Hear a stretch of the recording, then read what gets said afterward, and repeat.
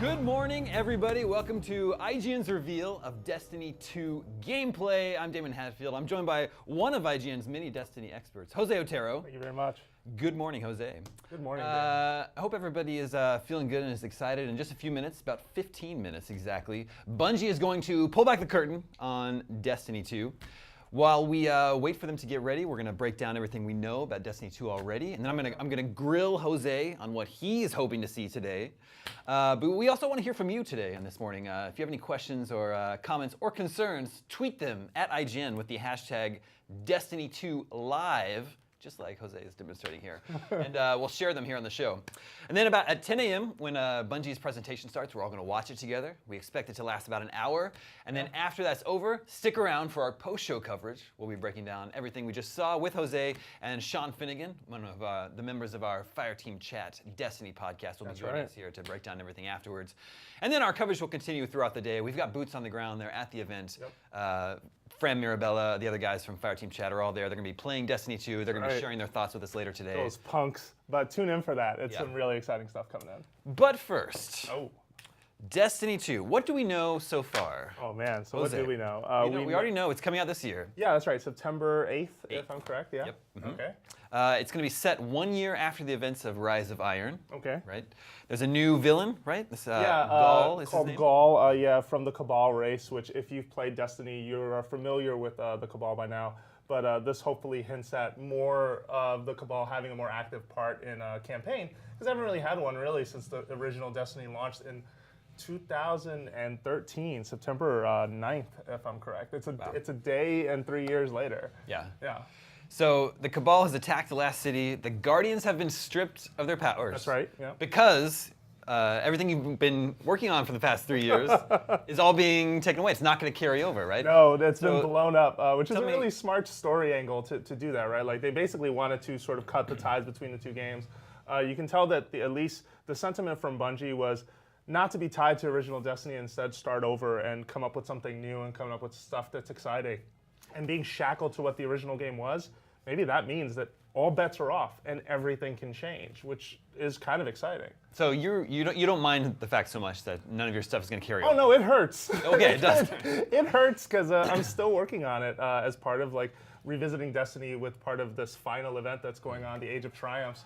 I've been going through a lot of the old raids, going after gear that essentially will not carry over. Sure. But I've made peace with that because I feel like the original Destiny has had its successes and its struggles, and it is the thing that I'll still remember. It's 3 years of my life that I invested that ultimately the good outweighs the bad. You know what I mean? Yeah, and to look back on it, I still have fond memories of it. We do have our first comment from Twitter, which we can bring up here. Remember, if you have questions, tweet them at IGN with the hashtag Destiny2Live.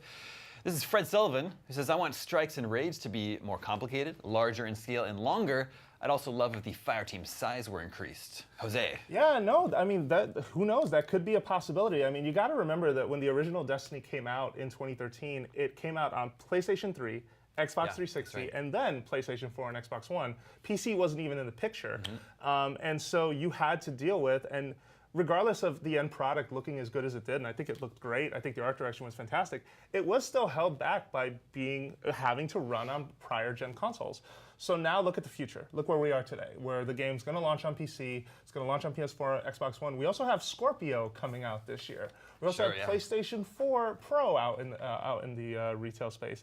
And these are beefed up systems that can do a lot more than what the prior gen could do.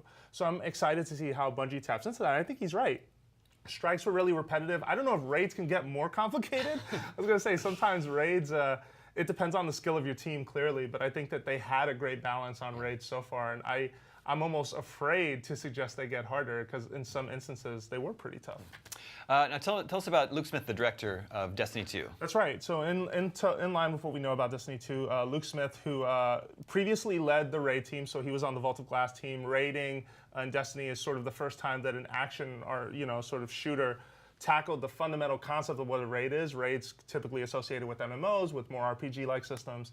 And Luke then went on to direct Taken King. He worked with this dude, Mark Noseworthy, who's also working on Destiny 2 as a project lead. So these guys worked together for over the past 3 years, and the stuff they've worked on has been some of Destiny's best stuff, if you think about it. First, Vault of Glass being that signature raid that kicked it up, but then Taken King, sort of an epic storyline, something that sort of rescued the storytelling effort. Destiny 1 had this convoluted, completely incomprehensible story unless you read all of these side annotations and all of this extra content. You didn't really get the gist of it. Taken King was way more direct in storytelling, way more direct in presenting characters, and it revamped a lot of the systems that made Destiny 1 very cumbersome to play. Now tell me about this. Activision has said the sequel, Destiny 2, will broaden the franchise's global reach. How do you interpret that? I don't know. I mean, I feel like that's part marketing speak. I think for them, they want Destiny to be a success, right, in all territories, Europe included, and latching more and more people into it. I think for them, it does mean sort of trying to find a balance between something that's approachable, but something that's super hardcore. And those two concepts don't always align, right? Like, the more hardcore something is, the thinner that crowd gets, but that crowd is ravenous for it. They're the biggest advocates for it. Sure. So I think it is them just sort of trying to find the happy middle. And for everything that Destiny has been, it struggled along the way. I mean, the original leveling concept was just this obtuse, like, what is going on? Like, light levels specifically was just maddening. And then there was this sort of random element to how you got rewards, and those rewards tied into whether you were able to lift and go above the cap or not. It was frustrating at first. It got better over time, though, and it definitely showed signs of Bungie sort of looking at their economy and their player investment systems and saying, hey, how do we get people sort of to stay along for the ride and not just sort of be turned off by something that makes no sense?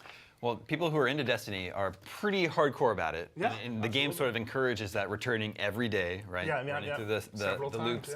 Activision has said about Destiny 2, they're promising a great cinematic story that's been a real focus with a great cast of memorable, relatable characters, coupled with some very nice ways to make the game more accessible to the casual player. Yeah. So there you have it right there, right? And specifically the story stuff's really important because if you were here, when Destiny 1 launched, it was a huge event, right? Everyone, IGN, all of us were very excited for what it would end up being. And it ended up being a bit of a mess. You had some great, campaign ideas, but then you had some really weak storytelling. You had some pretty cool strikes, but you had some very spongy, bosses. And it wasn't really until Vault of Glass launched after that game came out that you really started to see folks get a bit more excited and more integrated into what that world is. Also, Destiny seems to have suffered because I think it was too much for Bungie. And so across Destiny's development, they've gotten some help. Now High Moon Studios is involved as a developer. Vicarious Visions in December of this past year was sort of confirmed as coming on to help get Destiny out the door and make sure that it hits its time. And I think that Bungie needs that help, ultimately one studio for a game of this scale and this size can't do it alone, not in today's development environment. Yeah. Well, surely a big initiative as part of this broadening the franchise's global reach is coming to PC. Yes. Right. And that opens up a whole other audience. Yeah, no, and that's the thing that's been said, I think, most commonly about the original Destiny was, why is this not on PC? The UI felt like it was made for PC. A lot of the hardcore elements, as you just said, were completely tuned for the PC gamer. Yeah. And it's a hardcore community, and one that cares. And it's not like the PC platform is dying or dead. That's, if anything, one of the most competitive spaces to be in if you're a game developer. So it's really smart of Bungie and Activision to get on board on PC. That's so exciting to hear. Let's talk a little bit about some of the struggles and successes of the first Destiny. It's been out for almost 3 years now. Yeah, that's right. Obviously, it's very successful. You've got a lot of hardcore super fans here in IGN, but the game hasn't been without its some sort of struggles over the years. Yeah, right? Absolutely. There's some naysayers out there. So what would you say the pros of the first Destiny are? It's very addictive. Yeah. It's very deep mechanics. Yeah. It's got great gunplay, and it's a very social game, right? Absolutely, yeah. It is very much about teaming up with other players, and I think what the original game sort of struggled with was that you really sort of had to lean on your friends for the toughest activities. It wasn't easy to just randomly put a group of people together and be able to go out on some of these missions, and I think that they've improved in that sense. But along the way, their biggest struggles were storytelling. It made the ending of Destiny 1 still makes no sense to me. And I know there's a hardcore fan group out there who will tell me, well, if you read this, this, and this, you'll be fine. I think it's the game's job to present that information and to at least give me some closure in that moment. ultimately, I don't care what happened to that crazy lady at the end of the game. I'm more invested in what came later. You know, Dark Below also had struggles with storytelling, but it set up what Taken King then ran with, was like, hey, Dark Below set up this villain called Crota. You fought, you beat him, you encountered him in the raid, and it was an awesome experience. Not as great as the first raid, but didn't matter. Yeah. Then Taken King shows up, and it's like, oh, Crota had a dad, and he's very angry you killed his son. And it just sets up this whole new threat in the galaxy, and it starts on Phobos, and it just takes off from there. It is insane, and such a better effort from Bungie. One of their best, I feel. Well, we're just about 4 minutes away from the Destiny 2 gameplay reveal. So, Jose, tell us a little bit about what you are hoping to see today. Oh yeah, sure. I mean, ultimately, I think that they've got to do, the introduction, like give this game an introduction. So you're getting your first look at the world. You're getting your first look at strikes, I would assume, and cooperative content, missions that you'll be going on with other players. I think you're also going to get your first look at PvP and how that's sort of coming along. It's just going to be a little sample of everything. The world is very important and the storytelling effort is very important. I would be very happy if they showed us the first opening cinematic of the game, sort of just set the tone, set the stage. You've said you've blown up the tower. Just show me what happened. Give me that part of that story and get me excited for what this mission is going to be that I'm about to embark on. I mean, I think those are very important pieces of the puzzle. But I do expect it to be light. I don't expect them to go into super, super deep daily activities. Maybe a little bit of that, but I feel like you have other gameplay reveals for that. You have other opportunities to tell that information. Like, why blow it all today? Yeah, well, if their presentation does last the full hour, yeah, there's a lot of ground they could cover there. Absolutely, no, and that's true as well. And so maybe we do get more of an insight as to what your day-to-day activities look like, what your bounties will look like, what, sort of how the factions have changed, how rep grinding will now work. Like, all of these things are factors in Destiny that ultimately are important, and they need to sort of emphasize, like, here's what's carried over and what we think is cool. And they also have to answer the question, just, hey, what does your character look like at the start of this game? Because that's really all that you're getting. You're getting, well, like, your character will come over, none of your gear will, right? Yeah. So they're going to give you a little bit of that, I think, too. Speak to PvP specifically in terms of what you're hoping to see or the community at large is hoping to see today. I mean, I think you'll see sort of different modes. I think you'll see how these subclasses will tie into sort of these battlegrounds. I mean, Destiny has not been a stranger to making alterations to its PvP, adding new modes like Rift, adding new modes like Mayhem. I think that you'll get a slight taste of what those look like. I just don't know if they're going to go full-on Monty and be like, oh, an Iron Banner will now work like this, which is sort of this timed event that will happen every couple of weeks.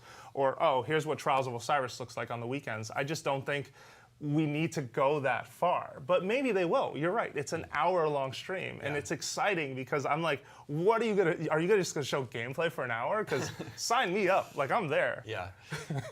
We are less than 2 minutes away from the reveal, providing Bungie begins on time. Let me ask you this. Do you think when Destiny 2 arrives on September 8th, will it contain another loot cave? Oh, no. I mean, you never know. No, remember that? Oh, my goodness. Yeah, that's such a big deal. Well, and it was the sign of desperate measures. That's how hard it was to get gear and loot and engrams and things to happen in Destiny 1. Like, hopefully not. I mean, I feel like with each game, they've gotten better at testing. They've gotten better at sort of patching and finding the things before it ships. Yeah. Then again, you never know. With a game of this scale and of this size, it's hard to find everything. And I know Bungie has definitely gotten better, at least on the raid front. If you think of how the first raid launched and the bugs that came with that, and the second raid especially with the Dark Below, and then you look at the later raids with, like, for example, Wrath of the Machine or King's Fall, they did a much better job of making sure that, hey, this doesn't break or that people don't break our game. But here's the thing, too. You can't patch players. Players are going to test every boundary and every wall more than even your test team might. So it could happen. I hope it doesn't happen. Well, we are about 30 seconds away from the reveal. Bungie starts on time. We expect the presentation to last about an hour, and then stick around afterwards. We'll be breaking down everything in our post-show coverage. We'll also be joined by Sean Finnegan, another of our Destiny experts who's part of our Fireteam Chat Destiny podcast. That's all coming up right after the reveal event. And then we'll be having drops, more info coming out throughout the day because we have boots on the ground at the event. I hear some sound. Looks like the actual Bungie stream is saying 30 seconds from 30 seconds. Now. Oh, man. All right, just... Are you getting ready? Yes. Like, no, I'm so excited to finally see this game and to just see what they're going to bring to the table. All right, we're going to let you guys hand you over to Bungie right now. Enjoy the show. We'll see you afterwards.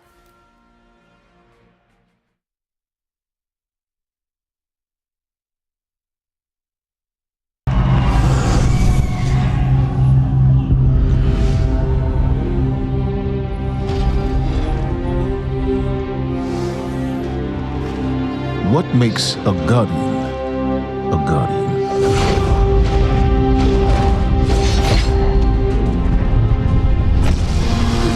We take our first breath with no memory of who we were before.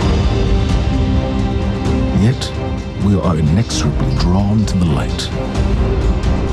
We fight, we die,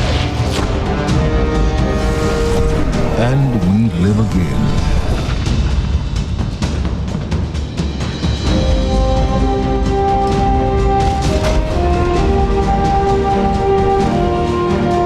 We know that we were chosen for a reason, by something greater than ourselves. For as deep and wide as humanity's rivers have run, it has now been reduced to a precious few, needing something to believe in and a place to call home. This is what we have been called to, the future that we fight for. The future we will protect.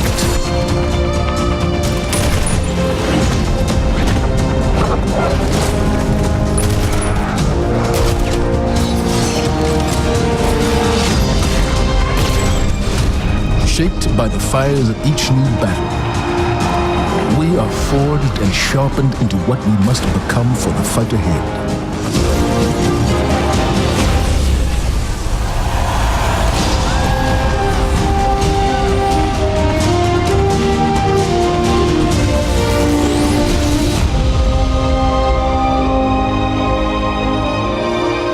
What we have built is only the beginning, a symbol of what we can achieve, of who we are and our great purpose here.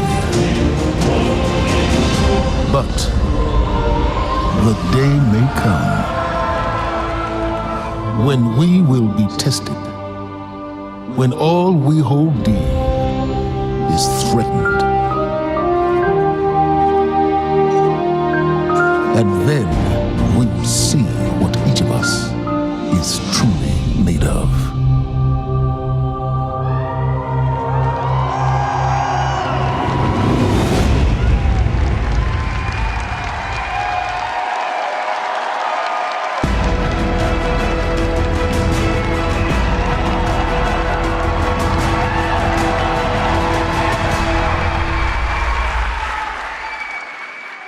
That day has arrived.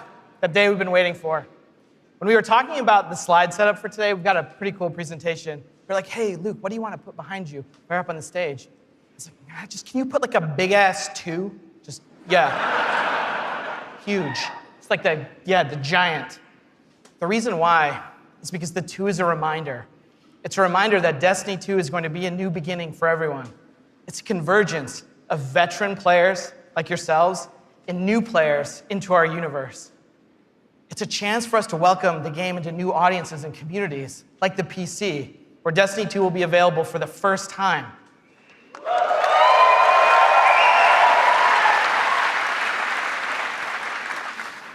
And in that other room that you're gonna go to when we're done here this morning, it's over there to play.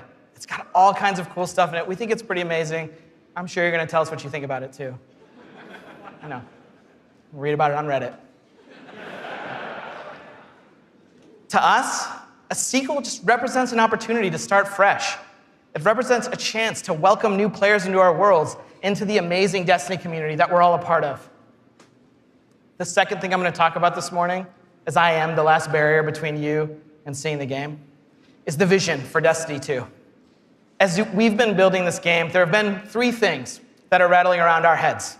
Just 3. Those are the things that the team and I are going to be talking about this morning and sharing with you. The first one is a world that pulls you in. This is about having a story you can relate to. It's about having characters that you want to hang out with, characters you want to work with. This is about having enemies, of course, enemies you want to face. It's about the way we build our environments at Bungie. We want to create experiences that make you seek what's around every corner. That's the first part. The second thing is we want to build amazing things to do. And this is amazing things to do for everyone, no matter your mood. If you're a solo player, in Destiny 2 today, we're going to talk about how we're changing the way exploring the world works.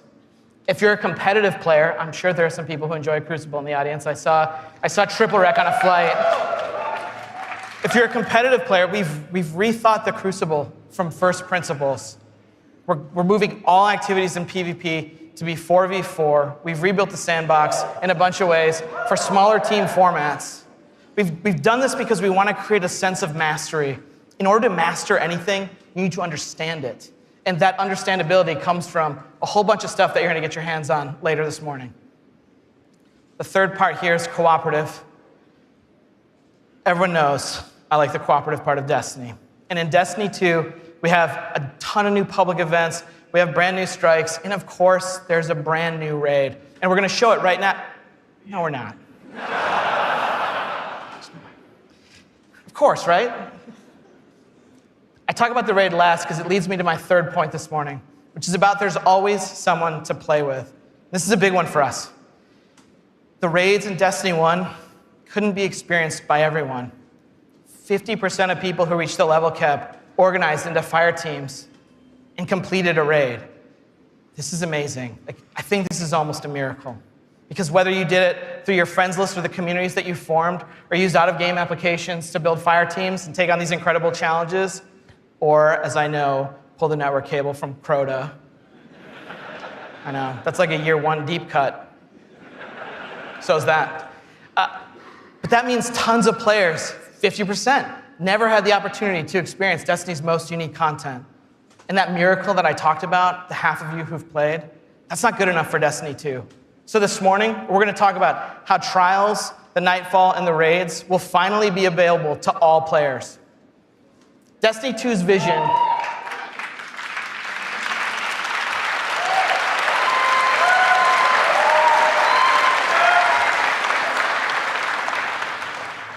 Destiny 2's vision boils down to this really simple statement. It's a world I want to be in. When I go there, there's always amazing things for me to do. And if I want, there's always someone for me to play with. On behalf of Bungie and our partners at Activision, thank you so much to the people in the audience who made the trip. Thank you so much to the people out in the chat spamming Senpai or whatever the emotes the kids are using these days.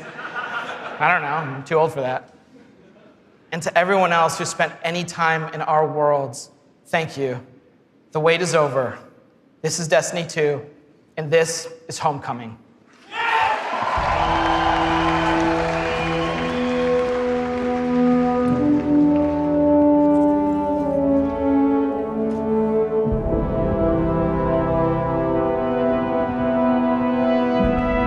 Ikora, if you tell me this is a practical joke, well, it kills me to say it, but I would be really impressed. Impressing you, Cade, is the easiest thing I'll do all day. Let's get serious, people. Zavala, this is my serious face. Can't you tell? Ikora, what have you got? Someone or something has sabotaged the Skyline defense systems. And comms have been spotty for the last few hours. Every sensor beyond the wall has gone dark. Maybe it's just the storm. Maybe it's... What are the set feeds telling us? Nothing. Well, that's good, right? No. I mean, they're not there. There are no satellites. And that's not good.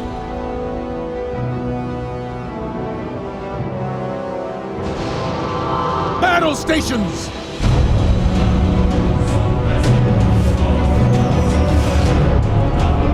Everyone with me, now!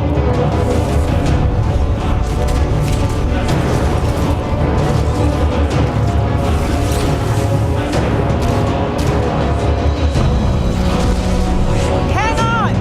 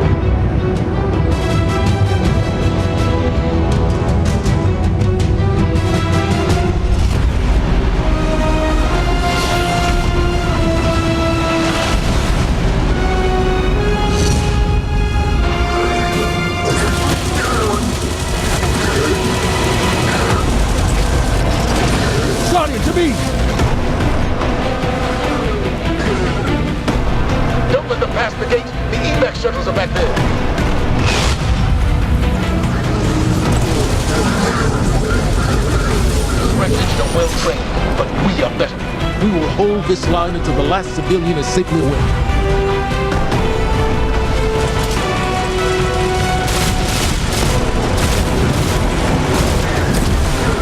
Incoming! Fall back to my shoes!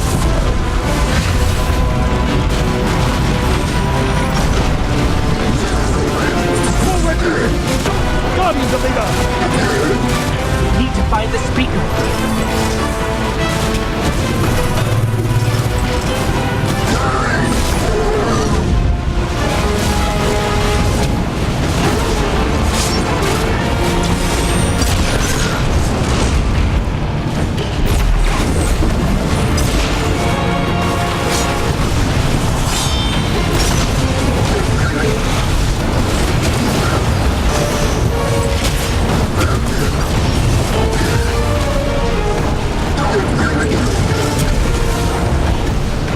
Zavala, the last of the shuttles is away. But the speaker, he never made it.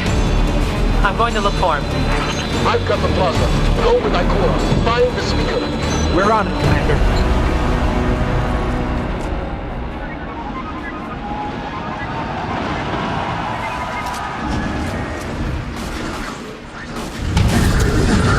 Ikora, the speaker is gone.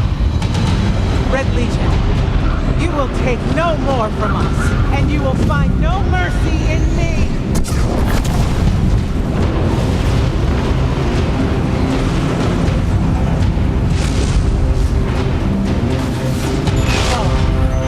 She'll find the speaker. We need to move on that command ship. Now head to the North Tower. I'm sending Commander Holiday to pick you up.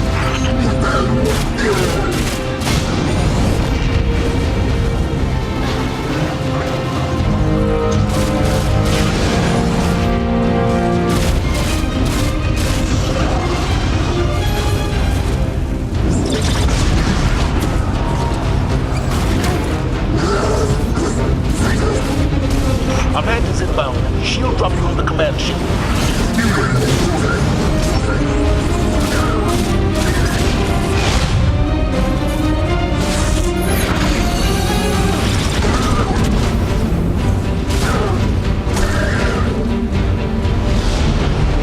Someone told me you need a ride. Zavala, picked up that Guardian you never shut up about? Get them on that command ship. Now! Hold on back there!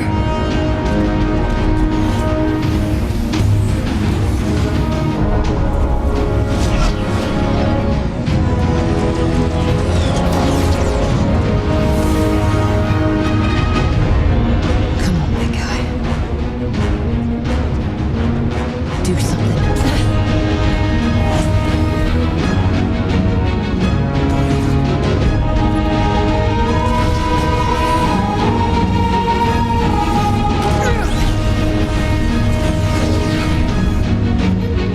Guardian. Time to kick him where it hurts.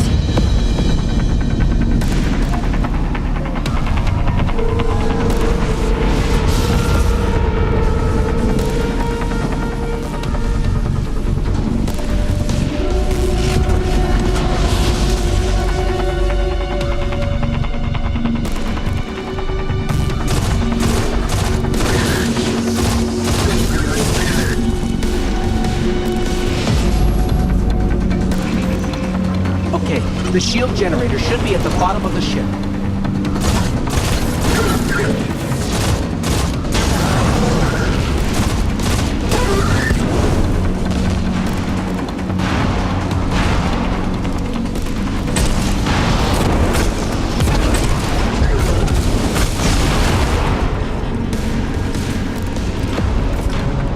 King, what's your status? Low on ammo. All flaming fists. Trapped burning out. Anyone heard from Ikora? Not since you went for the speaker. Form up! For me!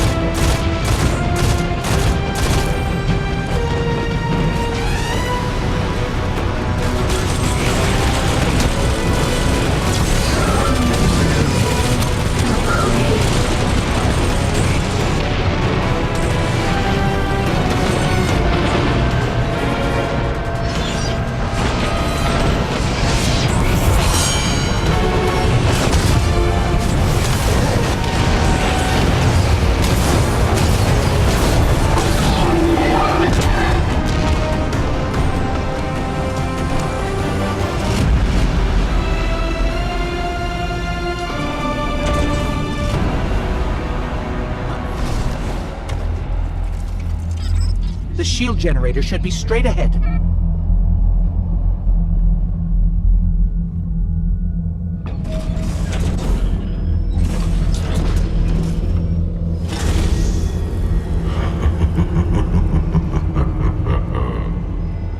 Your journey ends here.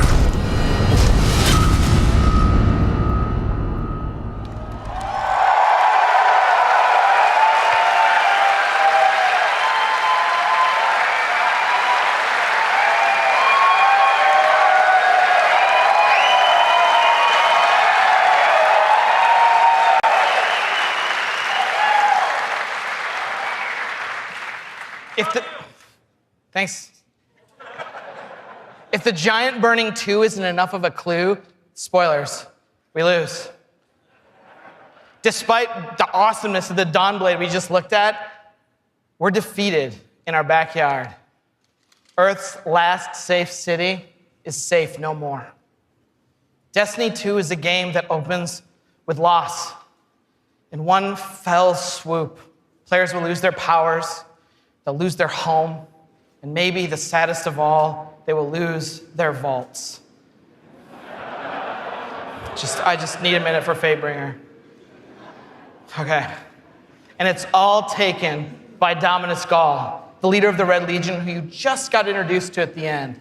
Gall, or Gary, as he's sometimes referred to.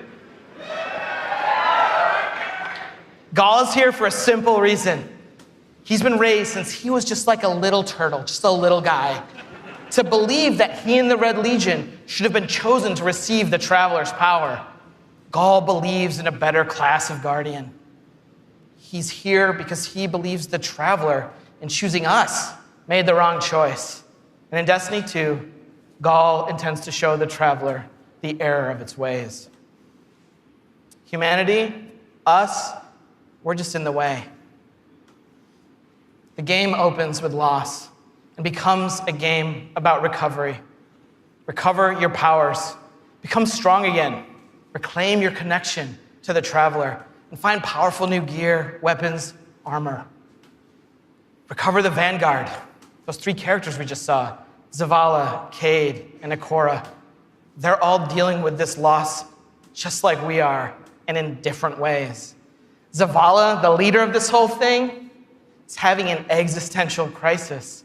He's wondering things like, without the light, are we even Guardians? Although it's Zavala's voice, not mine, so it's way more awesome. It's way better. Ikora's angry. The Warlocks who value so much of their connection to the Traveler and knowledge, one of those 2 things has been taken away. So in her rage, she's fled. We're gonna have to find her.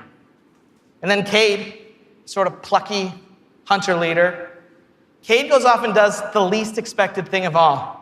He goes off and tries to be a hero. And what happens next is pretty expected, because it goes totally sideways. Let's take a closer look at the game scenario and the things you're going to chase in Destiny 2. Hey, you two, give me a sec.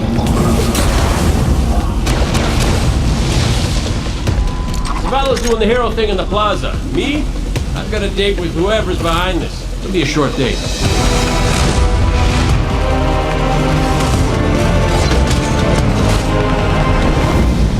Destiny 2 tells a brand new story. What happens when a world full of superheroes loses their powers, their history, and home? Since Destiny 1 release, there's been no foe that they could stand before and not tip over.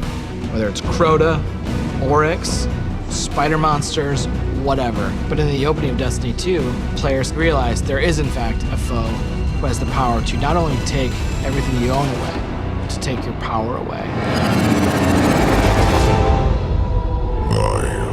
Gall, and your light is mine. Dominus Gall is a Cabal warlord who has brought with him the Red Legion and has come to our system to take the Traveler's powers, the light, take it for himself. Gall's jealous. He wants to have the light. He wants to be chosen.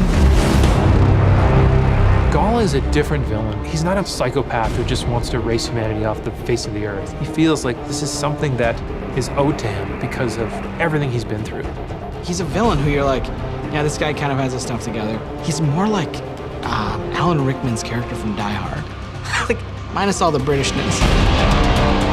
The Protector itself, the Traveler, is put in a cage, and in an instant, all Guardians lose their light. Unexpected and irreversible. You can no longer go back to the tower. You can no longer even walk. All you can do is stumble. Nobody expected that light could be taken away once it was given. The city has been lost and the Vanguard's been cast out. And you are the hero of this story. Whether you're a Titan, a Warlock, or Hunter, you have to go out and get your powers back and take back the city.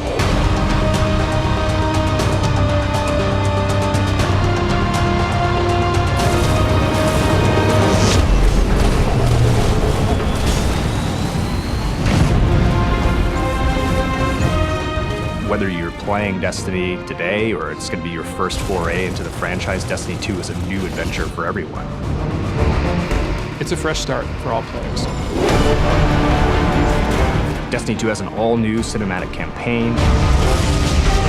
There's more cinematics than we've ever had before. How long before the fleet's combat ready? And more story missions. There's quests, there's adventures, there's going to be people talking to you.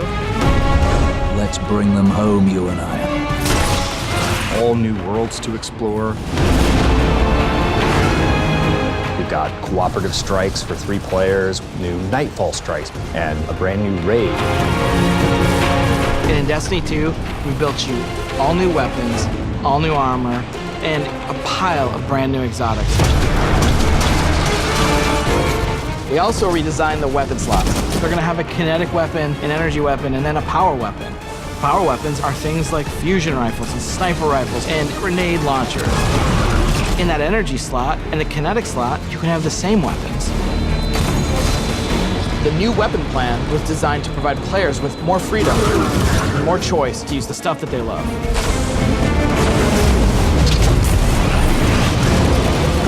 Each character has these new supers, and they're really changing the way it feels to play the game. We have the Dawnblade. You can cast your super, you've got your sword, and you're flying over everyone, and you can just rain down fire, phoenix, projectiles that just decimate people. And then you have the Sentinel. A Sentinel is a Titan, and he is able to summon a shield that he can just knock his opponents out with, or he can throw his shield and just bang it off dudes' heads. And then you have the Arc Strider.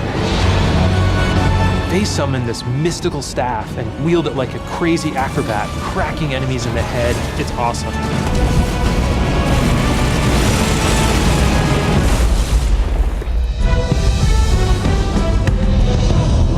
The idea of losing your home and being cast out and the lengths that you go to get it back, it's all tied together to be something that's really meaningful.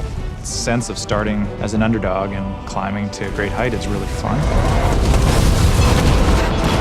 Destiny 2 is the place where we get to reach back out to everyone who could enjoy a sweet first-person shooter in a future world with giant awesome aliens to fight and gear to chase and powers to use and say, come check this world out, come get invested in this world and in this story.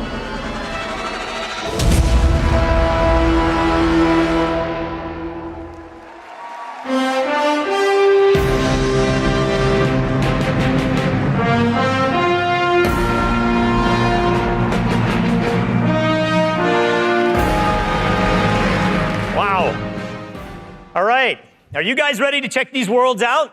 Yeah. If you're gonna applause after every sentence, I'm gonna be up here for a while. This is what we get to do. We get to build worlds. This is when we make Destiny, we get to build worlds that pull you in, and you get to visit again and again. And then we get to fill those worlds with action, like what you saw in Homecoming.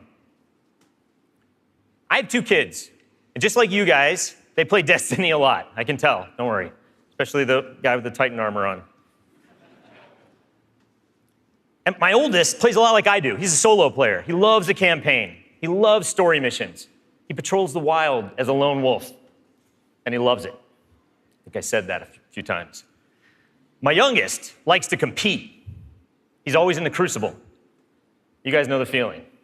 He's also in a clan that he raids with. So I'm not going to tell you how old he is because he's already better than me. And he reminds me about it all the time. Hey, Dad, look what I got today. Check me out. You guys know what it's like, right? And I'm like, I got to go into work the next day and deal with another child in my life, Luke Smith. And he's like, guess what I got last night? Check me out. That's my best Luke Smith impression. The point is, there's a lot to do in Destiny. And it's this variety that can appeal to all of us, right? In any type of mood that we're in. And now we've added more. Destiny 2, there's more to do than any game we've ever made at Bungie. So we're going to start with what's coming back. We start with a brand new story, the Red War campaign. It's going to send you across the solar system and back to all new places. Yeah. On your journey, you're going to experience new missions and more cinematics than we've ever had in a Destiny game. You just saw a part of the first mission, Homecoming. And today, we're going to get the controller in your guys' hands, and you're going to get to play it for yourselves. Yeah. Strikes are back. The cooperative missions you guys can play with your friends, if you have them, or Guardians you haven't met yet in matchmaking. We've got a new strike. It's called the Inverted Spire. And you guys are going to get to play that today, too. Yeah.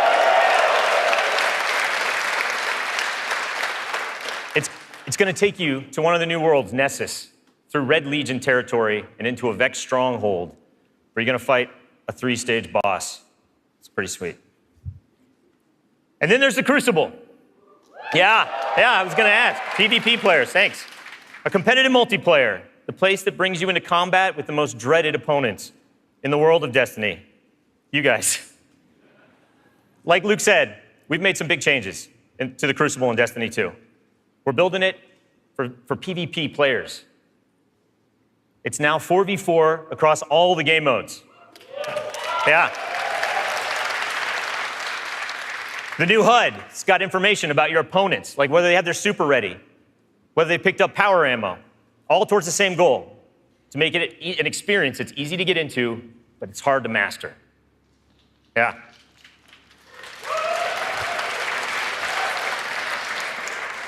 So we got new maps, we got new modes, and we believe this is the best PvP offering that Destiny has ever seen.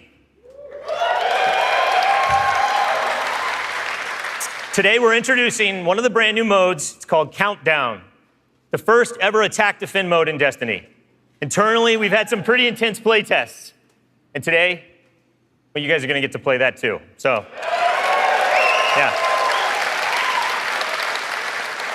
So take a look around, because these are your teammates and your opponents. That's right.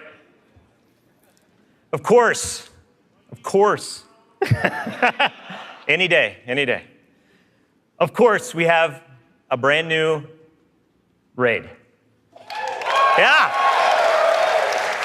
And we're going to show it to you later. The pinnacle activity, the biggest challenge a Guardian can face. Anyone that's ever completed one of these knows they're mysteries for you guys to solve together on your own. So we're going to leave that till a later day. And then there's another area that we've made really big improvements to, we're really excited about. Exploring the worlds. Yeah. Really, really cool stuff. So for many players, exploring the world is its own reward. Patrols were an invitation to touch down on a landing zone, gain favor with the champions of humanity. But in Destiny 2, we've made being in the world so much better than just doing patrols. There's so much more to do as you explore. Now, you can launch all of the new activities in the world without going to orbit.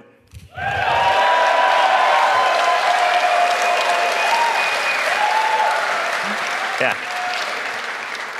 It's my favorite place to go in Destiny.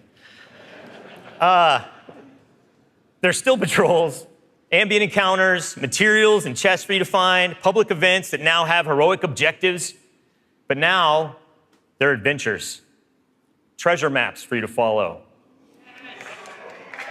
lost sectors for you to discover. Just choose a landing zone, and the rest is up to you.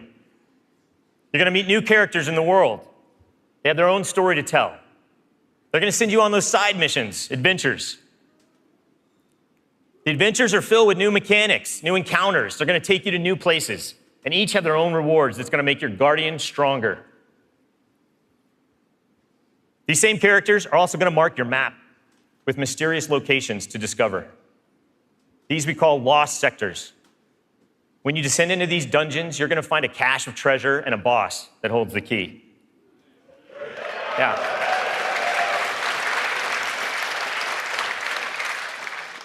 All of this is going to be easier to find in Destiny 2 because of the new map to guide your way.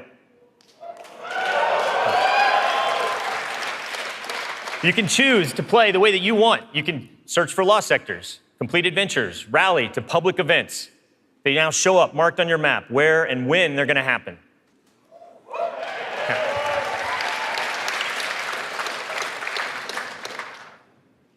These activities are the foundation of Destiny 2. And we're going to take you to all new places to do them. 4 brand new worlds. Worlds filled with mystery, adventures, and new characters to meet. But the team can show you these worlds better than I can. So let's check out the new worlds of Destiny 2.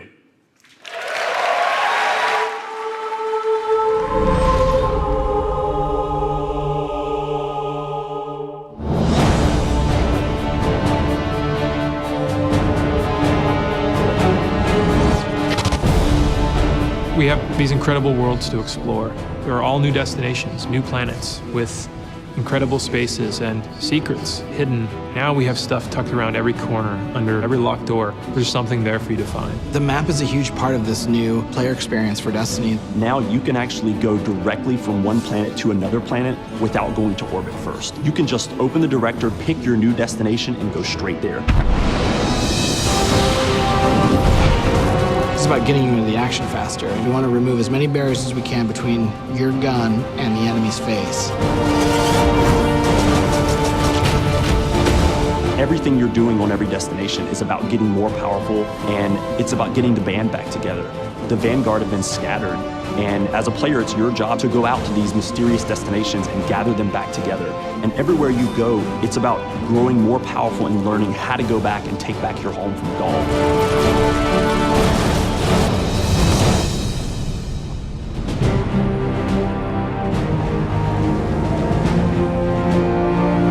One of the first destinations that you're going to go to is the European Dead Zone.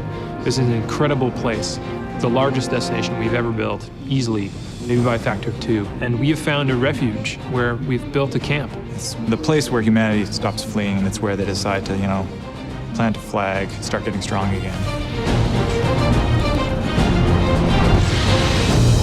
One of our new worlds is Titan. It's a moon of Saturn. If the light can find its way back to you, then perhaps there is hope for us all. That's where Zavala chooses to go to heal his wounds and to recover from the assault and the defeat that he's just suffered. It's this incredible methane ocean with 40-meter high waves, and there's an old human utopia there that's sinking into the ocean. These huge monolithic structures constructed by humanity at the peak of the Golden Age. There's literally no land mass on Titan. It looks like the ocean.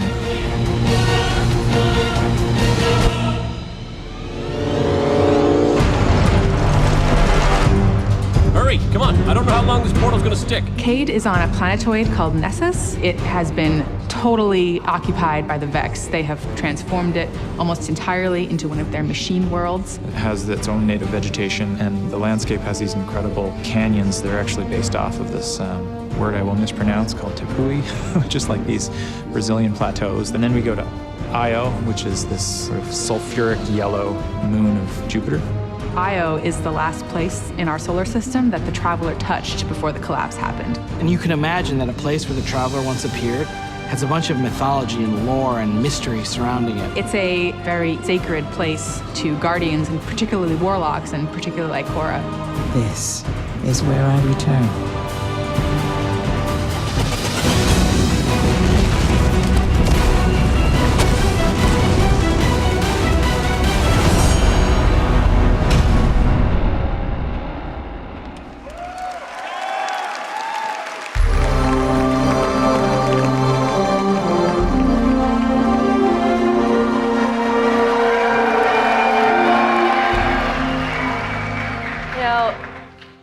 best stories in my personal gaming history have involved other people. From bonding with my own brothers to leading my own guilds and running tournaments for the different games I've loved. You know, growing up, becoming a part of these communities were some of the first times I ever felt like what it was to belong.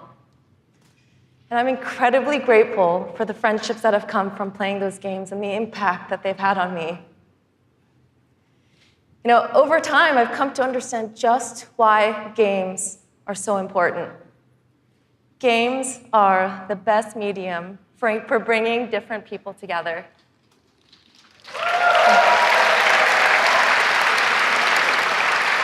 You know, and now at Bungie, I'm surrounded by so many different people who have very similar stories. And it's an absolute privilege to be part of a studio who cares deeply about bringing people together and building communities in the games that we create. The last 3 years has been an amazing experience watching Destiny launch and seeing our communities form. You guys have worked together to solve the challenges that we've thrown at you. You've teamed up to help each other learn how to play the ins and outs of this game. And you've gone above and beyond the game itself to better the lives of others. You have helped us build a world that has brought people together. And we are so proud of the amount of respect and love that has defined this community.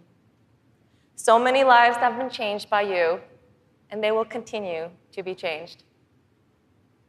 We know we have to continue to support this, and today, I'm happy to say that in Destiny 2, clans are coming into the game.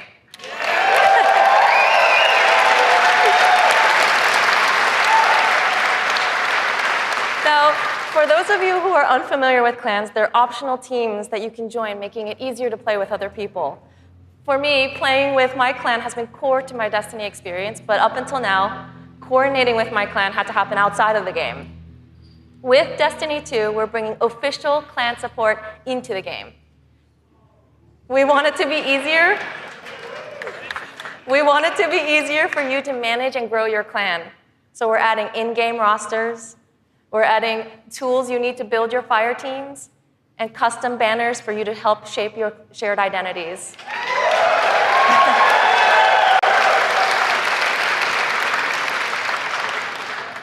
On top of that, we're adding a reward system that is shared by every member of your clan. So whether you're the type of player who raids every week, or you only have the time to jump into a few PvP matches on the weekend, your contribution will help everyone in the clan get rewards.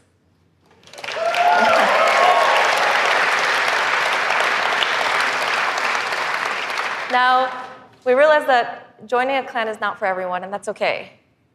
But this is why I'm super excited to say that clans are going to matter to you, even if you never join one. In Destiny, we had co-op activities that were designed to inspire friendship. Activities like the Nightfall, raids, trials. We deliberately kept them exclusive to dedicated groups of people because we believe that challenge is what fuels the memories between you and your lifelong friends. And we didn't think that matchmaking was a great solution because of just how toxic gaming communities can get when you throw strangers temporarily into these challenging experiences. And while we think that playing with a group of people that you know and trust is the best way to experience the game, we made it inaccessible for some players to experience our in-game content. So we had an idea. We have these clans who are our best examples of communities with positive culture. And we have so many players who are looking to play challenging content in this welcoming environment. What if we put those two together? We're trying something new in Destiny 2, and we'd like to introduce you to guided games. Now, at a high level, guided games is a system where clans and solo players can meet to play challenging activities. And as a solo player, you can use guided games to pick a clan you want to be paired with for a session of the raid, a session of trials, or the Nightfall Strike. And the most important thing about this is that you get to see which clans are currently hosting, and you're able to read just a little bit about them so you know who they're looking for at that moment. You get to see how they present themselves, and you get a little sense of what type of players are part of that clan. And for players who are in an active clan, you know that building a full fire team of 6 to run the raid can still be a frustrating experience. And if you're a scheduler like me, then you're motivated to play with a consistent group of people. But you've probably had to deal with the experience of someone bailing at the last minute, and then you're scrambling to find the substitute, and you're just trying to keep the group together. With guided games, you'll be able to open up your party to new players who are looking for a group to play with you.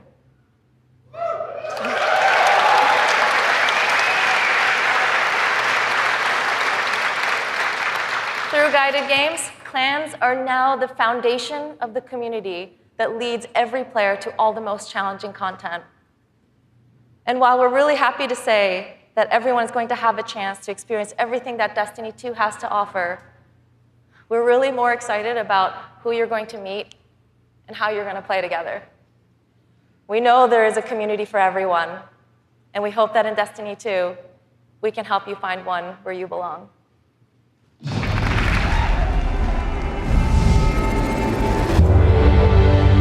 Destiny 2 really tries to say, you belong. You can play by yourself, and that's awesome. But playing with someone else and tackling a challenge together, that's when we believe Destiny is really at its best.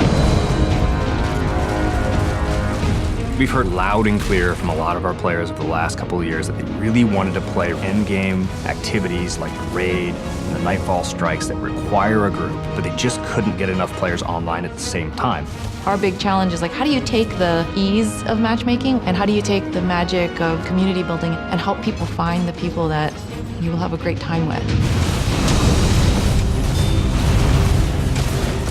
We're adding 2 new systems to Destiny 2 that are pretty critical: clans and guided games. Clans have always been a part of Destiny. It's just been a nameplate or a second friends list. But clans are finally in the Destiny 2 game. Clans in Destiny 2 are groups that you can join to play the game together. When you're looking for the clans, you kind of get to see their motto, you get to see their name, you get to see that awesome clan banner there, and you kind of get a sense of who they are before you say, you know what, yeah, I'm gonna go play with these guys. Clans are gonna have progression, rewards, and they're also going to be guides for the guided games experience. Guided games is a way to allow solo players to seek out clans, to find people who are already hosting a game who are just looking for 1 or 2 more players. So imagine you had 5 people who wanted to play Raid, but they're missing a 6th person. Then you have a solo player who's never played Raids before, and they're like, I just want to see what this is like. We'll match a group and a solo player together. Guided games are our way of making sure everyone who loves Destiny can play every piece of content we build. Guided games doesn't require any commitment. You can just have that really great experience, and then you can part ways. But our hope is, if you have a blast in that activity, maybe you'll make some friends and join the clan. Destiny, through clans and guided games, is going to help people fill out their friends list, so they're always going to have people to play with. What we try to do in Destiny 2 is weave this sense of community throughout the entire game. When you get to the farm, you meet this character, Hawthorne, who doesn't live in the city anymore, but she went out into the wilderness and created a community of her own. So we use the storytelling. It's created so many friendships that would have never existed, all because of this game. We really try hard to make sure from the ground up we're building this to be an experience that you want to share with your friends. And not only your friends, but the potential friends that you could have. I've never had a game that feels like home before, but Destiny just feels like home. There are no words to explain how much I love this community. People have found a new place to call home and new people to call family. Destiny 2 is really ramping up everything in every regard. I think it really is about the breadth of experience that you can have. Whether you're in match-made activities like PvP and strikes, or whether you've taken a step into guided games, it's a game that's best enjoyed beside other players. That's the heart of Destiny. That's what the game's about.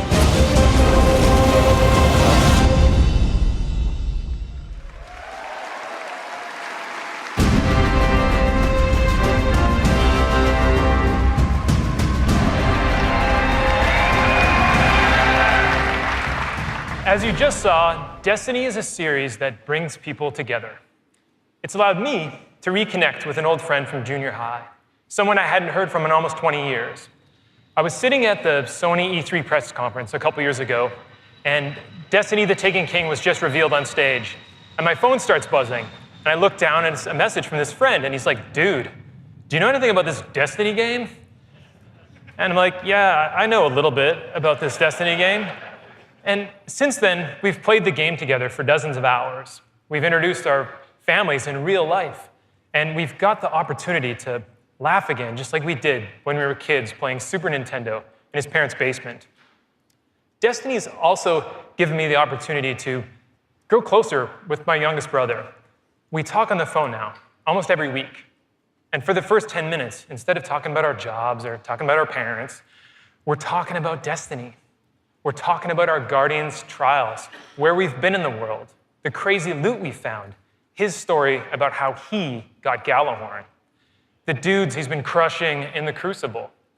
And every week, he asks me about Destiny 2, and every week, I deny him, until today. With Destiny 2's clans and guided games, we aim to bring together millions of more people just like that, to reconnect with old friends, and to meet new ones that you'll never forget. That's the promise of this game. To us, Destiny is more than just a game, though. It's a world where you can lose yourself for 10 minutes or for 1,000 hours, where you can explore the world at your own pace or take on some of the most competitive challenges available in video games today, where you can play solo, like I do most of the time, or with an old friend, a family member, or with someone you just met. This is Destiny 2. Destiny is a world I want to be a part of, where there are amazing activities to do every week, and there's always someone to play with. On behalf of Bungie and Activision, I want to take this opportunity to thank this incredible community that inspires us to work tirelessly to make this game a worthy sequel to the original. Before I pass on the baton to Eric Hirschberg at Activision, who's going to close out the show, here is the official gameplay trailer for Destiny 2.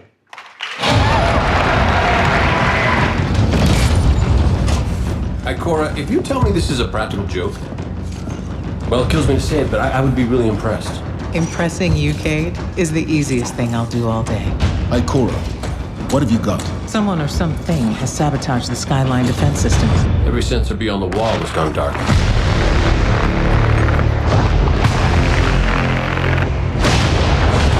Battle stations!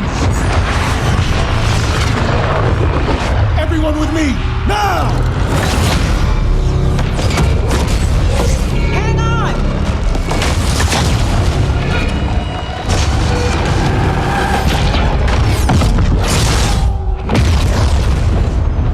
Your journey ends here.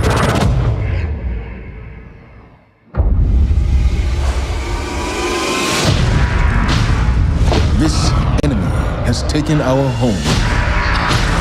And now, they threaten our very existence.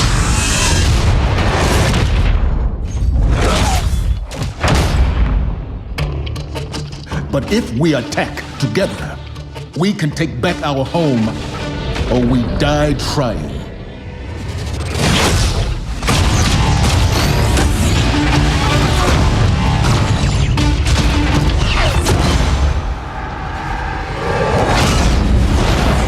All right, Guardian.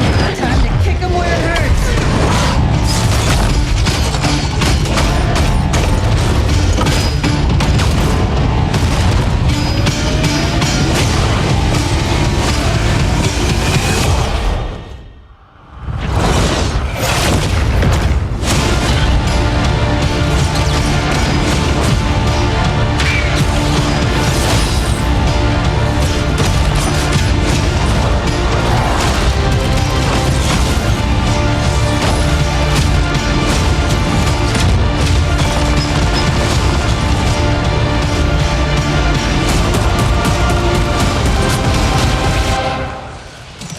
right? Am I right or am I right?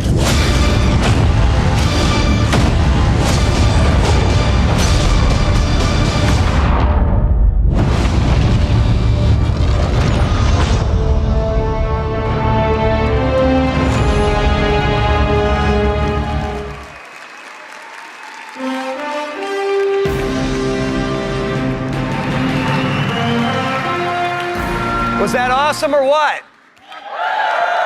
Am I right? Am I right or am I right? And no one does it like Nathan Fillion, don't bother. As awesome as that trailer was, I can tell you, because I've been playing the game a ton, it is even better than it looks. I could not be prouder or more thankful to our partners at Bungie. They had a big vision for this game to make Destiny 2 a sequel-worthy successor to what they started with Destiny. And they've also really listened to all of you, to our community. And I think they've made all the right moves to make Destiny 2 just awesome. So let's hear it for Luke and Steve and Emmy and Mark.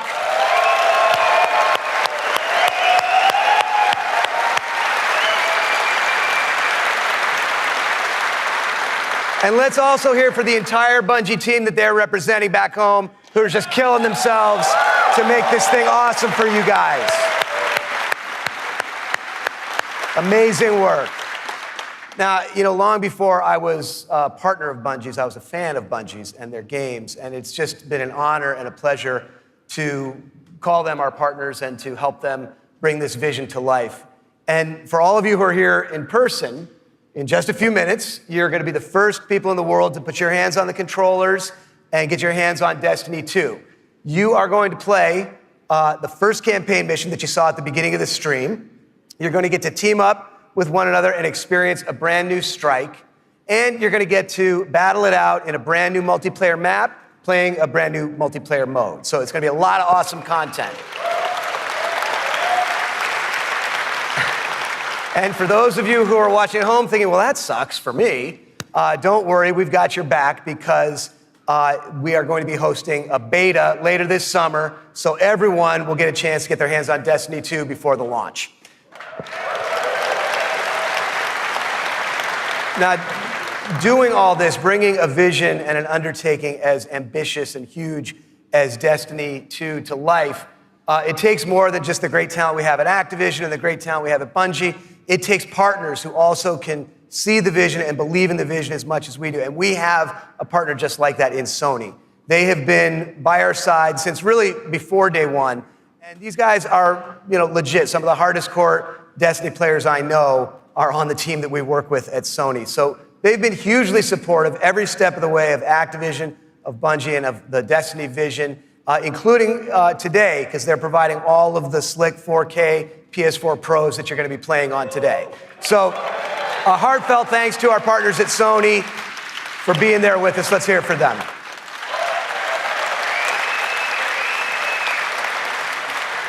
Now, it's no secret that Destiny has inspired millions of console gamers all over the world, but there is one community so far of gamers that have never been able to get in on the fun, and that's all you PC fans out there. Now, as you know, we've already announced that Destiny 2 is coming to the PC, and it's going to be just an epic version of the game. And today, you don't have to take my word for that. You're going to get to put your hands on it and check it out for yourself and see all the love and attention that we're building into it just for PC fans. But what we haven't announced is where you're going to be able to find it. Well, let me tell you, there is a place out there where the most awesome PC games and the most passionate PC gamers anywhere in the world both live. And Destiny 2 is going to live there as well. So I want to introduce a friend of mine who wanted to be here in person. He's all the way over in China today, so he's going to get in on the fun by video. But he knows a thing or two about epic PC games, and it's my friend and counterpart at Blizzard Entertainment, Mike Morhaime. Thanks, Eric. Hi, everyone. I'm Mike Morhaime from Blizzard Entertainment, and I'm excited to be part of today's Destiny 2 celebration. You may be wondering, why is Blizzard crashing a Destiny party? Well, we're big fans of what Activision and Bungie have done with Destiny. We think it's a great game and a cool universe, and we have a soft spot for collecting lots of epic loot. Also, as you know firsthand, there's an awesome and passionate community around the world who loves this game. With Destiny 2 coming to PC, we thought it would be a great opportunity to bring the Destiny community and the Blizzard community together. So I'm excited to announce that Destiny 2 will be available for PC exclusively through Battle.net, Blizzard's online gaming service. Players will be able to buy and download games, explore content, and connect with each other through social features such as friends lists and cross-game chat. We're excited to partner with the talented folks at Bungie and Activision to make this happen, and we look forward to bringing Destiny 2 to Blizzard's platform. Now, I know you have an action-packed day ahead of you with a bunch of Destiny 2 content to check out, so have fun, and we'll see you online soon.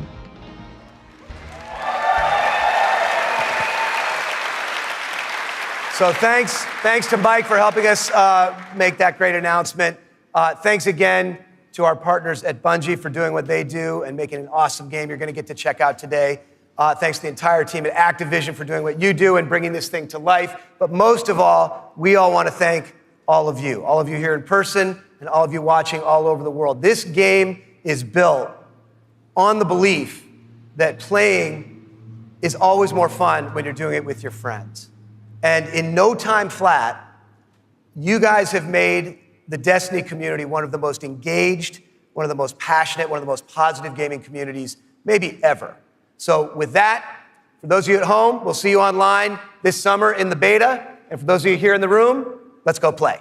Thank you.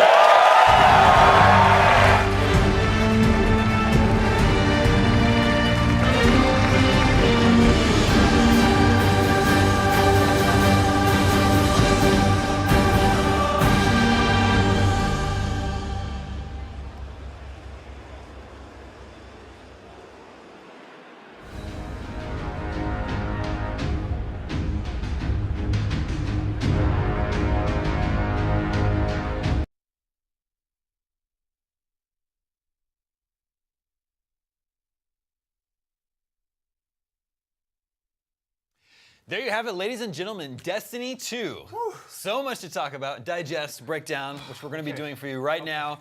In just a few minutes, we're going to be joined by Sean Finnegan, who's a member of our Destiny Show Fireteam Chat. We also want to hear from you, your reactions and questions. Tweet them at IGN with the hashtag Destiny2Live, and we will share them here on the show. But first, Jose, your immediate reactions, go. Okay, so I think that they talked about everything that they pretty much needed to. They set the tone for the opening of this campaign. They showed the first mission, which they call Homecoming, which I thought looked fantastic.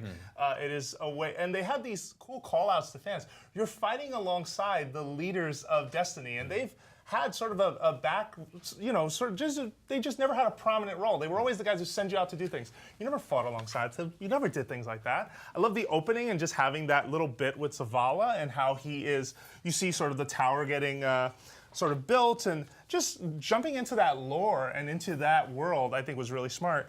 And then they did a great job, I think, of showing the world building, of showing like, hey, here's some of the things we want to talk about. Crucible 4v4 across all modes. Let's do that.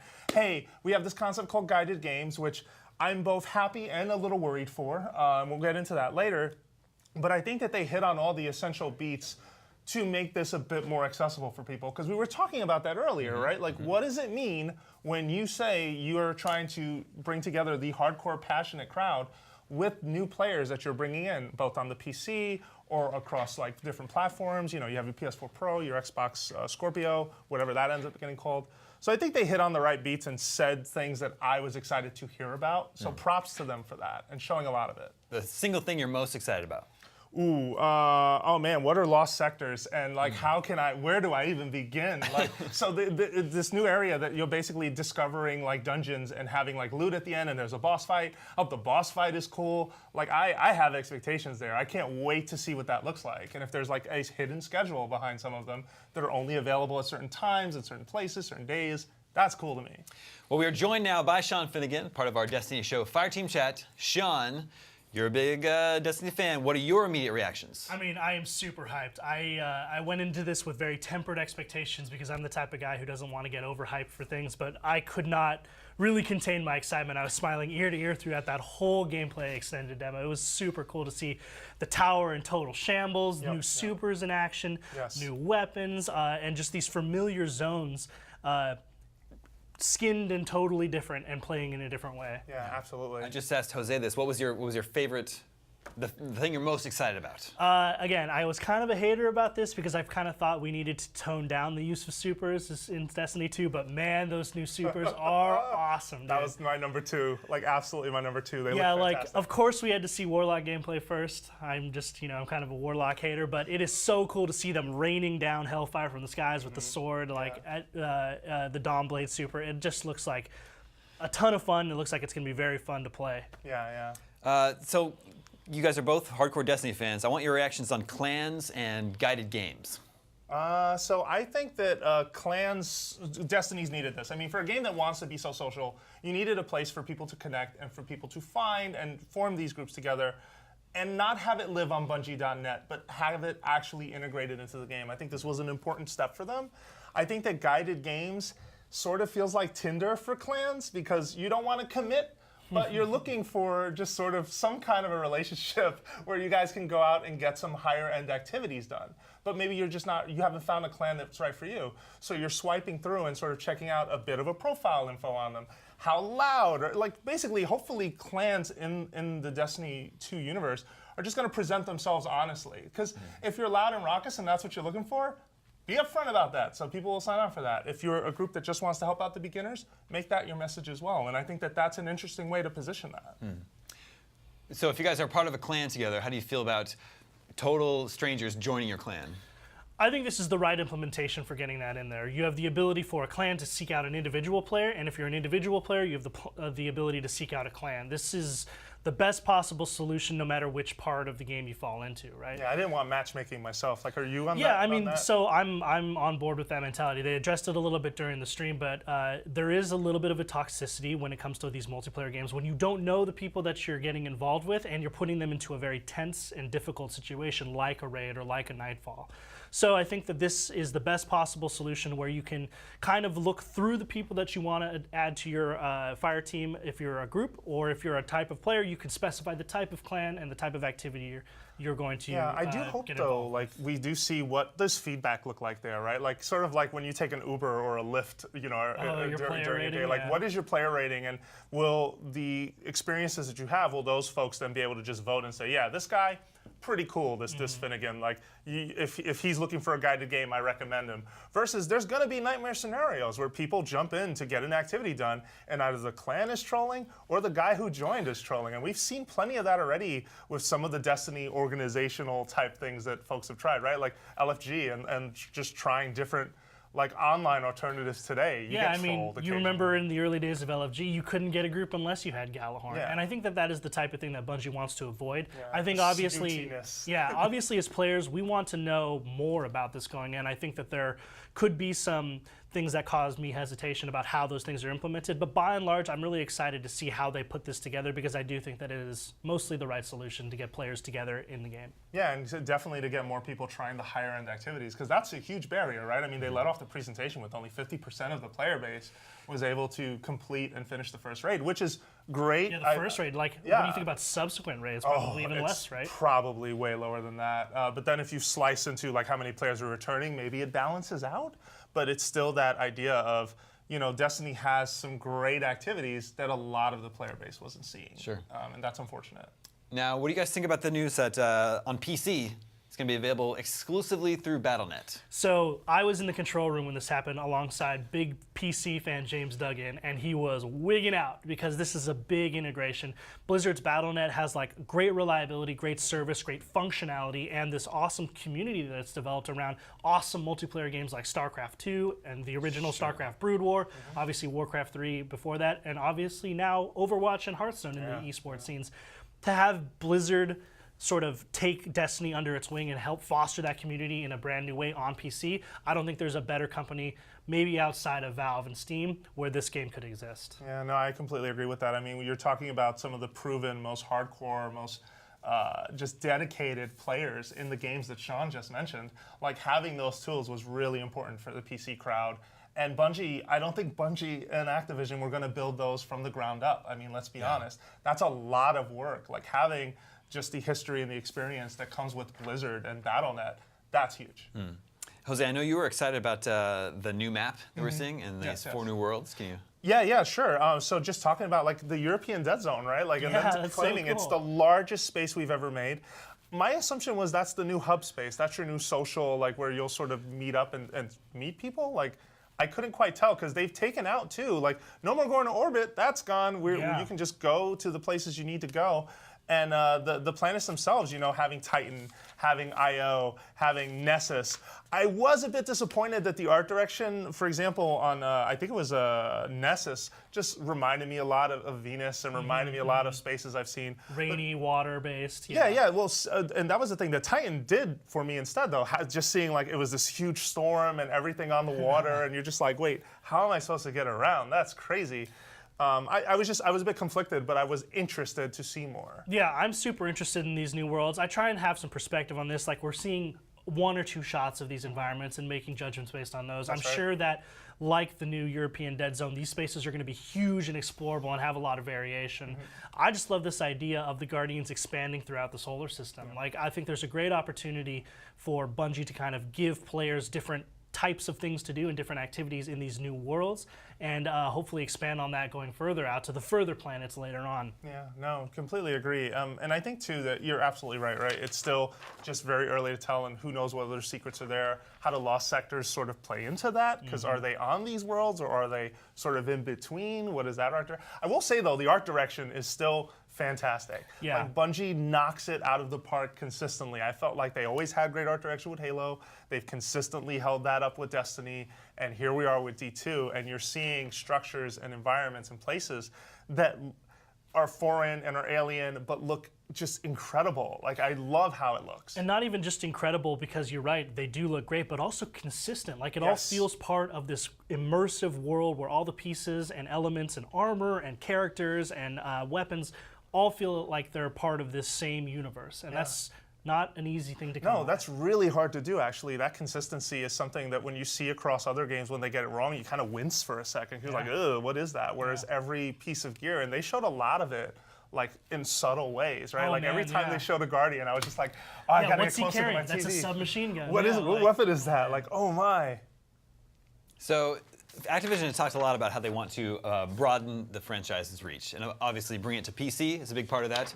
Welcoming in new players who never played the first game, and then also it seems like they at least are taking some steps towards making it a more friendly single-player experience. They talk about how there's going to be more exploration in the game, more to do than there's ever been in a Bungie game before, adventures and side missions. So, as hardcore Destiny fans, do you get the sense that there's going to be a little bit more to do, a little bit more satisfying experience for people who want to go it solo?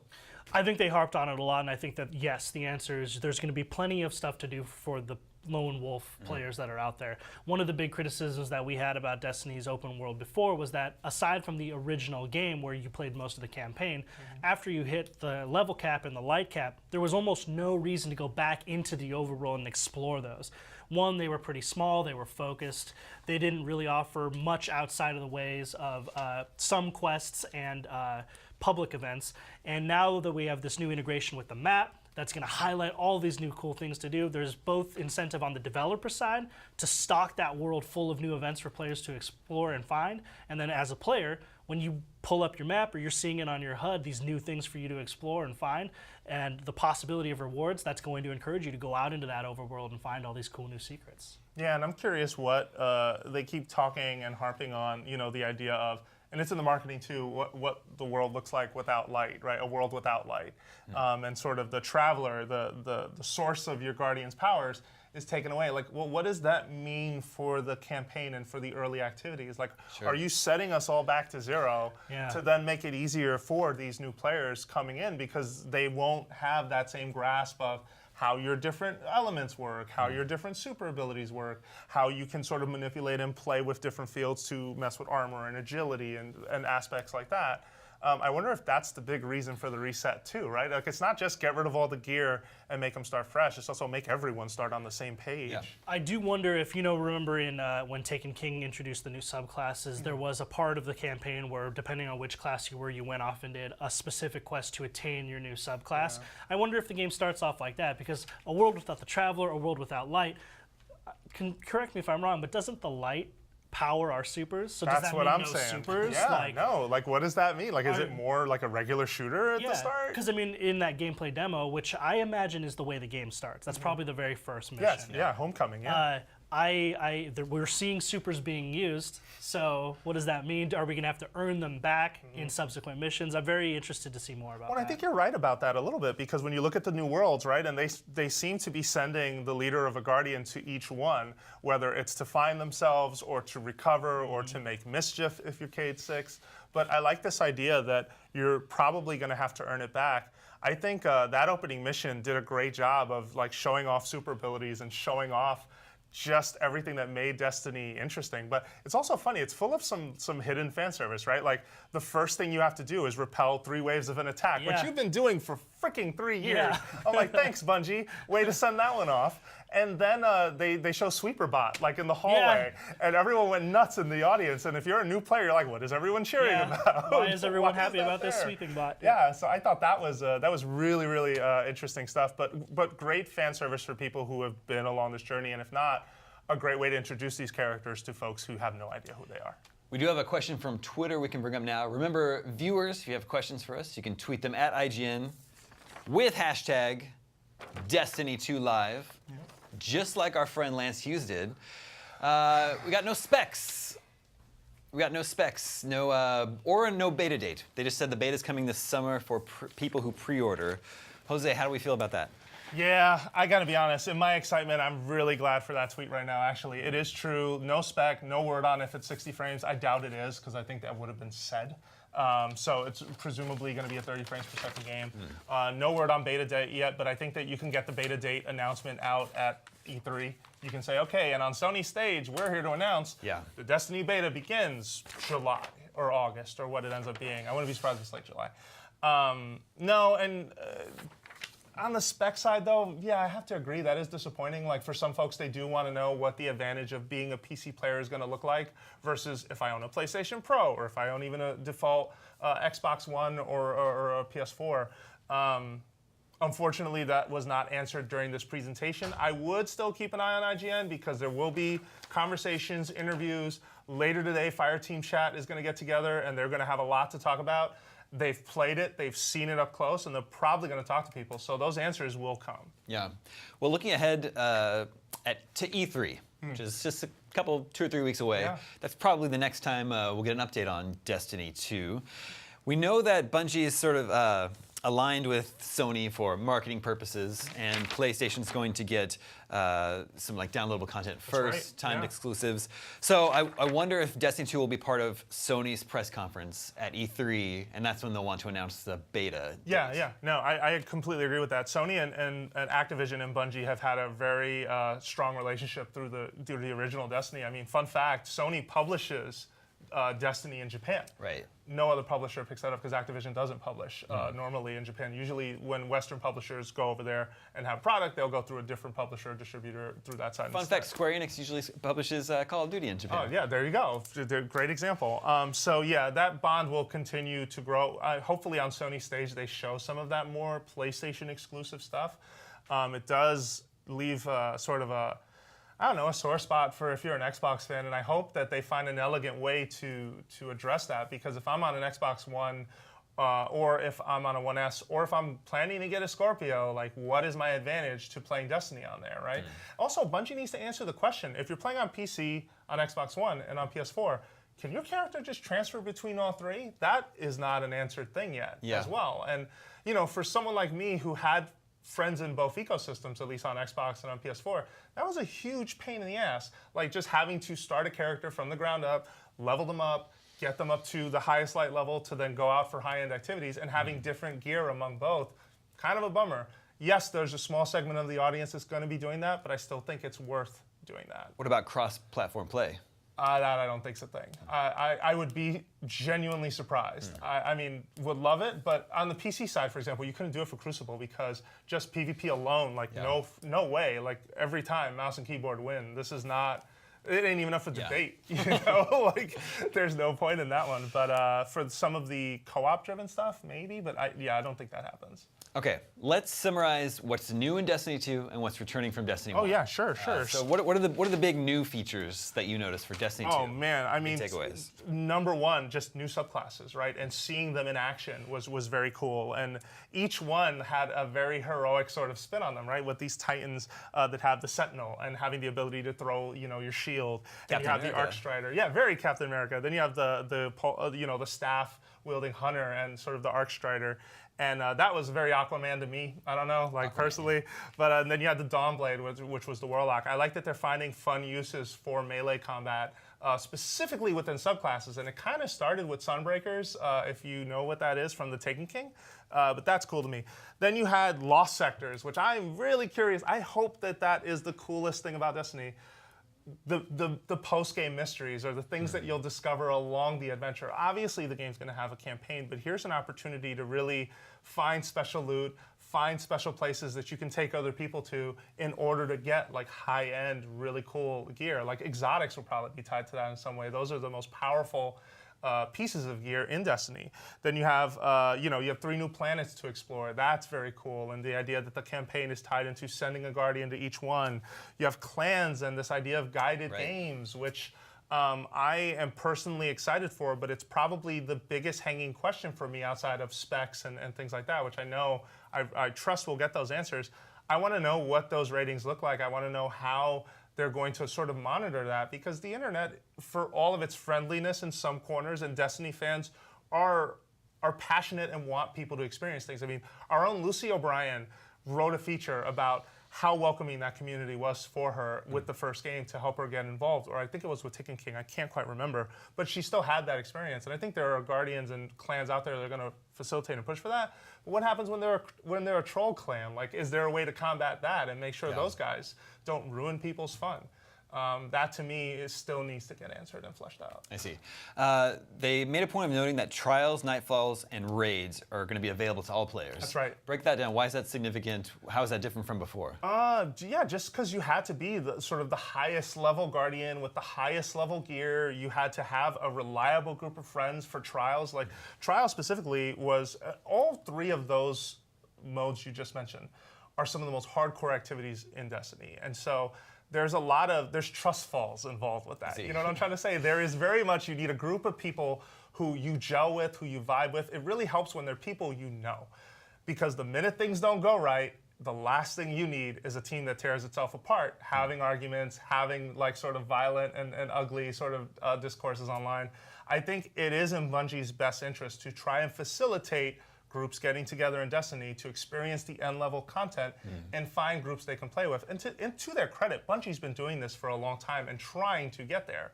I remember with, I think it was Halo Reach or Halo 3, they implemented this idea of a personality profile. So you can kind of find, if you're a loud trash talker, you can play with loud trash talkers, that kind of mentality. And it's a tough nut to crack, to be honest, to sort of help like-minded people find each other, at least in a video game. Granted, they find each other all the time on sites like Reddit and things like that. Sure.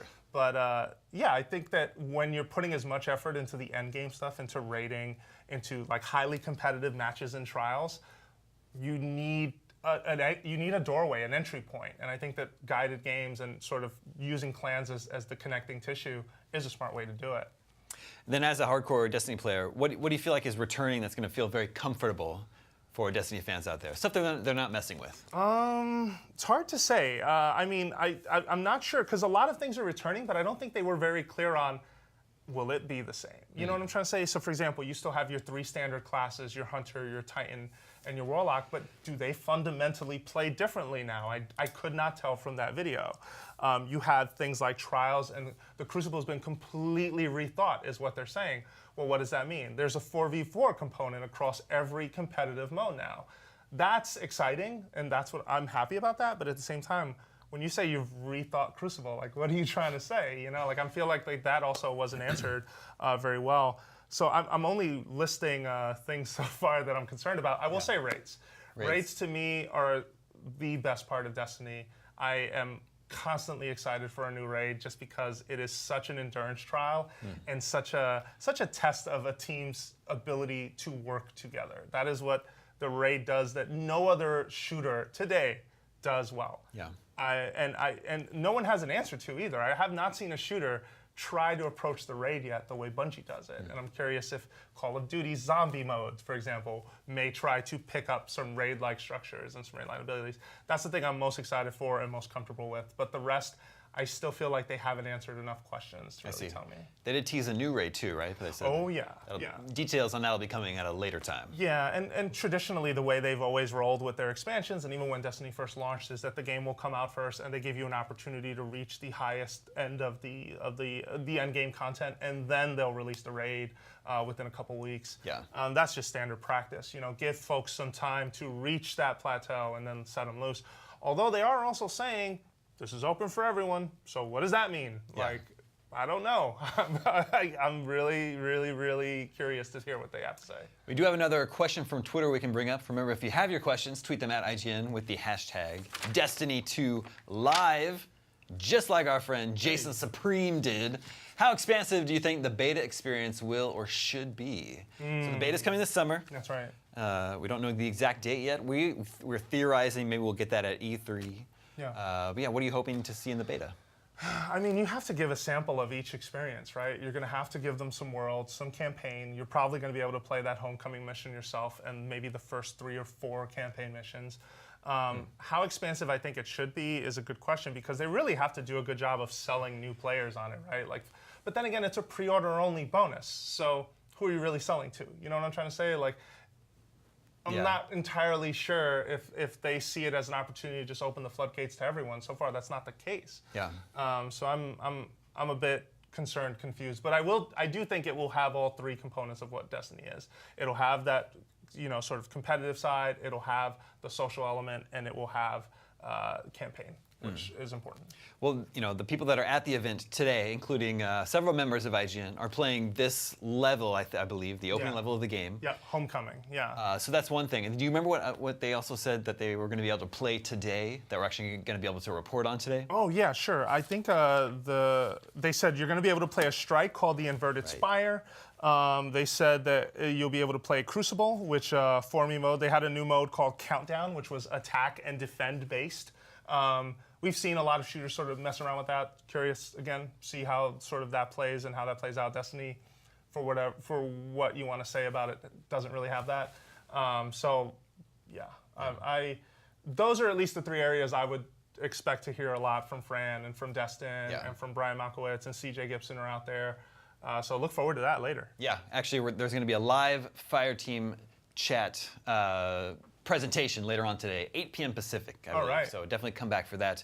And they'll be able to give you an info dump on everything that they play and saw today, actually, at the event. Yeah, and you'll find clip outs because that's 11 p.m. on the East Coast, and some of you probably have something to do on Saturday, so you don't want to stay up on the East Coast waiting for us. It's Thursday night. Yeah, that's right. Friday. Yeah. You probably got to go to. Okay, that's true. I confused Thursday for Friday. But still, you should check. If you can't make it, don't worry, we'll have clip outs. But definitely come back because you can talk to those guys, send them questions. They're all about answering any and every question that they can for you. So make sure that you're here. Jose, before we wrap up here, I want to know what blew you away from the presentation today. And I want to know if there's anything that has you worried about Destiny 2. Okay, so I think, can I lead with worry? You want to lead with worry? I'm going to lead with the get worry. The bad news out of the way first. Get the bad news out of the way first. I want to know, I feel like strikes, the question of how complicated or complex are strikes was not answered at all. I feel like they just sort of glossed over what that is. If you have a lot of experience with Destiny, you know that this is a primary way to sort of grind and level up. They didn't really even talk about that too, how much of it is the grind, how much it is playing the same mission over and over, because that really turned a lot of people off. And I feel like they have learned a lot since the original Destiny, and they have tried to make strikes more interesting. But at the end of the day, Damon, it is still a shooting gallery that doesn't require a whole lot of skill to play. So I'm curious what that means. I'm also curious for what I said earlier about guided games. What's the feedback system look like? How do you leave player feedback? Is that going to play into who you see and who you find? Because we all want to believe the internet can help sort it out themselves. There's going to be a lot of arguments along the way to figure that part out. Yeah. But what I'm most excited for is that campaign. I think that opening mission looked great, despite leading with that very silly, oh, there's a 3-part defend mission. I'm like, oh, you guys do this all the time. Why are you doing this to me again? But it looked fantastic. I thought that even fighting alongside these 3 characters that I've seen in this game for 3 years, but they've done nothing but sit behind a desk, figuratively speaking. You know what I mean? To see them out in the field and to see their stories develop, that's really cool to me. Very cool. Some people are actually pointing out in the YouTube chat, we were talking about the beta.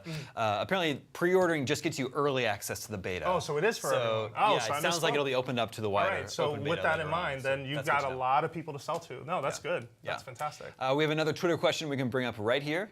He tweeted his question at IGN, who says, do you think the new planets will be the only locations? I didn't see Mars or the moon in the reveal. No, I think that's more I think that's just the result of wanting to sort of focus and emphasize. I mean, that's a great question, right? I mean, they're starting from the ground up. Do they get rid of? You can't get rid of those planets. They're still You don't think so? there. You think? Well, but are they places you can visit in the game? Maybe in a limited capacity, right? I think maybe it is all about the new spaces, and that you leave that stuff behind because ultimately, your new players are coming in. You want to start everyone off at the same level. So maybe those did go away. Yeah. That's an interesting point. But there are 2 expansions confirmed for this thing, and you never know if they just go, oh, guess what? Yeah, they can Cosmodrome's open again. Bring back, Welcome back, Guardians, as we take you through for another exciting adventure. Shooting in a place that's mostly written in Russian. Well, that about wraps it up for us here today. Thank you for joining us this morning for the gameplay reveal from Destiny 2. Jose, what's your takeaway? Your one sentence takeaway from this morning? Exciting stuff. Look forward to more. Yeah. Look forward to more. More of which we will have all throughout the day here on IGN because we have boots on the ground at the Destiny 2 premiere event.